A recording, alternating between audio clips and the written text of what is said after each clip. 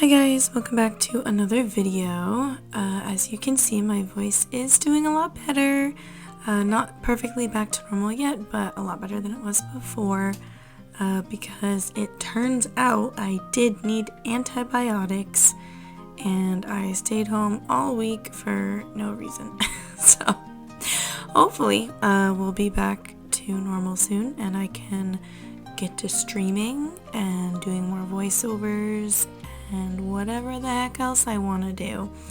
But yeah, let's talk a little bit about what I'm doing in this video. I decided to draw a persimmon. I know it's not persimmon season, but I have a piece of artwork that I sell as a sticker on my shop. Emily Constantly Art on Etsy, by the way, that's my shop name. And one of my more popular stickers is the persimmon sticker, and that artwork's a bit old. It was done in gouache, and to be honest, it was back when I didn't even have that much practice with gouache. It was one of the prompts for Arttober in, what was that, 2022 or 2021? I don't even remember, ages ago.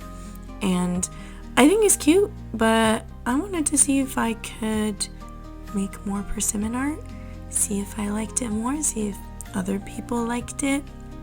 So I searched a lot for reference pictures. I did look in the supermarket to see if there are any persimmons, but I couldn't find any. So yeah, they're out of season. Not sure how easy it will be to find any this time of the year now that we're getting into spring. So maybe I'll do another one if I find another persimmon. I'm sure I'll be in the mood to draw or paint one when fall comes around because they're everywhere. But yeah, I had to find a reference picture, and this one ended up being from like one that has a whole bunch of persimmons on top of each other. So I kind of had to figure out how this one would sit on its own when it wasn't on top of other persimmons. And I also wanted to make sure I wasn't drawing a perfect circle, because I feel like for things like persimmons or tomatoes or apples, I'm always really tempted to like make the shape too perfect, even though I know that these things are not perfectly spherical. And honestly, for this one, maybe it's because there's no persimmon next to it, but I might have gone a little overboard with like the bottom right, but I can fix that digitally if I make a test sticker and I'm like, that just looks really weird. I can just go ahead and probably in Procreate, I think that's probably the easiest, or maybe Fire Alpaca, I can use the mesh transform, but Procreate you can use the, what is that brush. I don't do it very often, just if like the paper gets wrinkled and I scan it or something. So I don't actually remember the name. I know people use it a lot to edit photos and stuff. You know what I mean, where you like can drag the picture.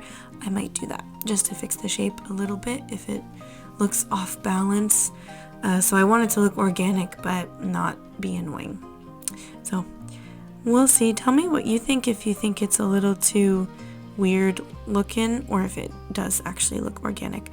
But yeah, I was excited to get into this one because I like a lot of these colors. I love oranges, and it made me realize I got a decent number of oranges, but what I don't have enough of is greens. And I thought I already went searching for greens, and I expanded my collection a little while ago when I was doing like a few house plants, and I got some like nice blue greens and some light greens, but I didn't have a really deep green that was warm enough or even neutral. It's quite cool. So that was the hardest part. That's probably why this one took like the longest out of like it was actually longer than the waffle, my most recent video. This was like over an hour and a half, which usually I like to finish this kind of thing in one sitting. But yeah, that green bit just really threw me off. And I did end up fixing it with colored pencils in the end, but I think I'll still have to adjust the colors a bit in post, because some of that like colored pencil that I used as well I was matching it too much with the marker, I think, and so it still looked a bit too cool for me. It's not really what I wanted. So I did fix it a little bit with a brown colored pencil, as you'll see at the end. I just kind of went over everything to sort of neutralize it a bit. It was like a warm brown. But yeah, I think I'll edit it a bit digitally if the color still doesn't sit right with me. But in terms of like the skin of the persimmon, I think she's cute. I like how I was able to preserve those reflections, the shiny bits. And I actually started off with that light orange color, which is one of the 100 yen shop markers that I love, the can-do ones. And it was cute. It worked out.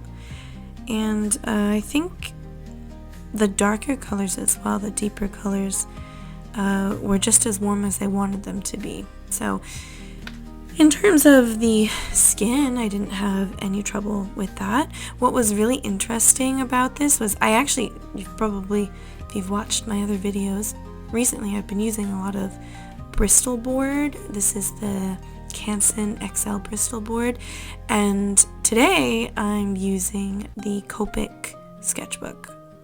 So this is by the Copic brand, and it's meant for Copic markers, and it's a bit smaller than the size that I have the Bristol board in, so that's why I was like, I don't want to do something so big, or like, even if it is one little persimmon, I don't want to waste a bunch of paper. I just want something little. So that's why we're doing it on the Copic sketchbook today. But what was like a bit trippy was, if you've ever used this paper, the ink really just sits on top for a long while. I don't think it ever really sinks in. It just sort of dries with air, like the alcohol evaporates and then the pigment just sits on top. So the blending, well, if you work at it, you can get smooth blends. It's kind of easy to layer too much. So what I think I realized was that with the Bristol board, it's really easy for me to layer a lot and it doesn't look patchy or lift up a lot.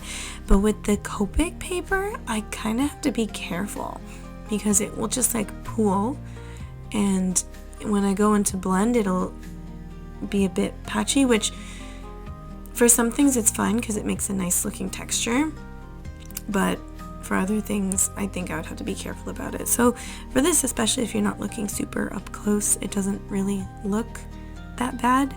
Actually, it looks kind of nice, and I actually like the texture. But if you look super close, you could kind of see what I mean. It kind of, I don't know, it's not the smoothest, but it is, but it's not. Like, you could get a smooth blend if you use like two colors blended together. But as you could see, I went in with a super light orange, and then got, like, I just layered everything on top of each other because I like the colors to like mesh to make sure they all fit together, if that makes sense.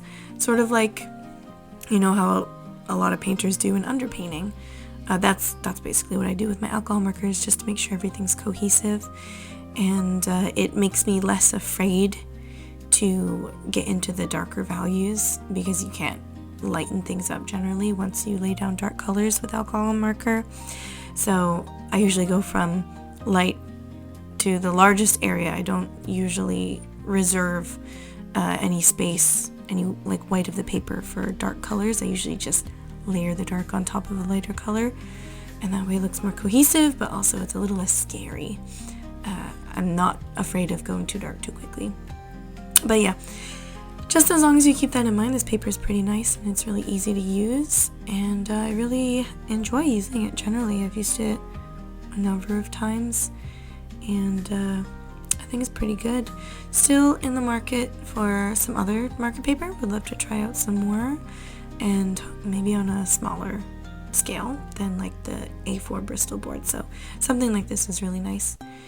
And the sketchbook does come in bigger sizes as well, so you can get whatever size you want, A4 to, I think this is the S size.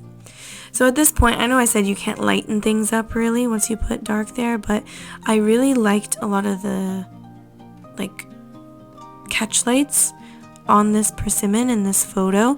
And so that's the reason I chose this persimmon out of all the other persimmons in the photo. So I went in with my Holbein white color pencil just a few seconds ago, and I tried to bring out those catch lights, and I think it worked really nicely because it's not super white and opaque like a gel pen, but it looks like the light, right? Like you can see here, I went back in over the leaves to sort of adjust the color a bit as well, because I had to darken it up to try and neutralize it a bit. It was too cool. And now I'm trying to lighten up some bits, and it works pretty well. I love this Holbein color pencil, and this is how she turned out. Let me know what you think. We'll get a close-up. Again, still not sure how I feel about those leaves, but I think they came out in the end. So thanks for watching. I'll see you guys next time. Please give this video a like if you liked it, and goodbye.